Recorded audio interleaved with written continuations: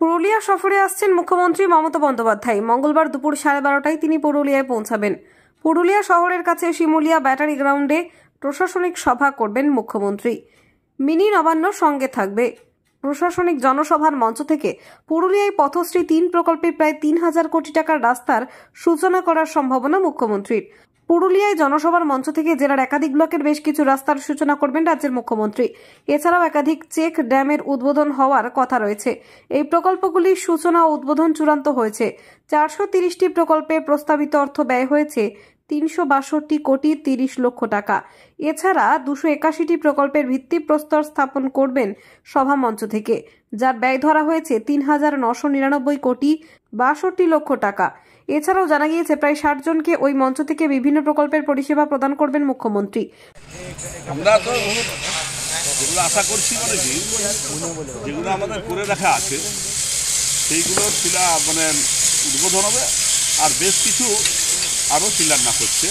প্রচুর গ্রামে গ্রামে বিভিন্নভাবে স্বচ্ছতা বোঝায়, আমাদের যেটা বিভিন্ন যে আমাদের যে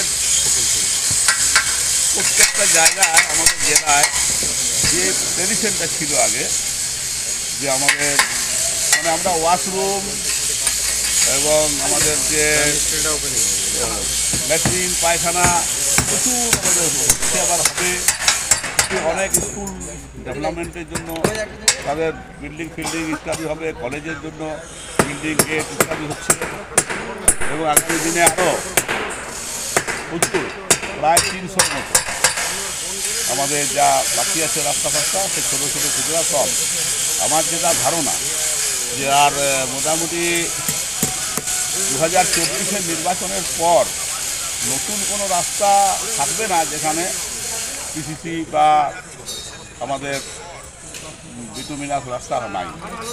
তবে তারপরে আমাদের শুরু করতে হবে হয়তো যেটা যে মেনটেন্যান্স আর জলের যে ব্যবস্থাটা মমতা ব্যানার্জি যেটা আমাদের জন্য নতুন উপহার দিয়েছেন, তাতে এখনও পর্যন্ত আমরা প্রায় আর কিছুদিন পরেই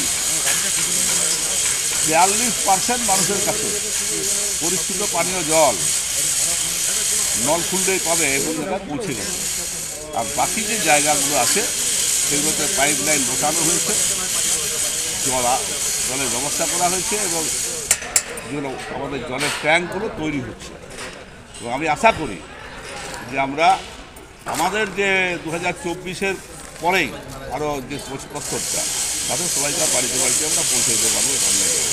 আমাদের মানুষকে তিনি পুরুলিয়ার যে মানুষ যারা আছেন সমস্ত মানুষের জন্য তিনি নিয়ে আসেন বিভিন্ন রকমের প্রকল্প। আমরা আশা করি কালকেও পুরুলিয়া জেলার মানুষের জন্য বিভিন্ন রকমের যেরকম প্রকল্প আছে তিনি যেরকমভাবে প্রাথমিক সভা থেকে সাধারণ মানুষকে তিনি উপহার তুলে দেবেন, তেমনি আমাদের পুরুলিয়ার জন্য বিশেষ কিছু ঘোষণা থাকবে। পুরুলিয়ার বিধানসভা মাতৃক যে জেলা, সেই জেলার জন্য আপনারা জানেন কালকে দিদি এই মঞ্চ থেকেই আমাদের পুরুলিয়ার জেলার যেসব থেকে একটা ভারী শিল্প সামিল স্টিল, সেই সামিল স্টিলও কালকে ভার্চুয়ালের মাধ্যমে উনি কালকে পুরুলিয়া জেলাকে উপহার দিতে বলেছেন। ফলে মুখ্যমন্ত্রী প্রতিবারেই যখন উনি পুরুলিয়ায় আসেন, পুরুলিয়ার মানুষ যেরকম আশা করেন আমাদের দিদি আমাদের নেত্রী পুরুলিয়ার মানুষকে তিনি সেই আশা পূরণ করেন। Bureau report, Bengal view.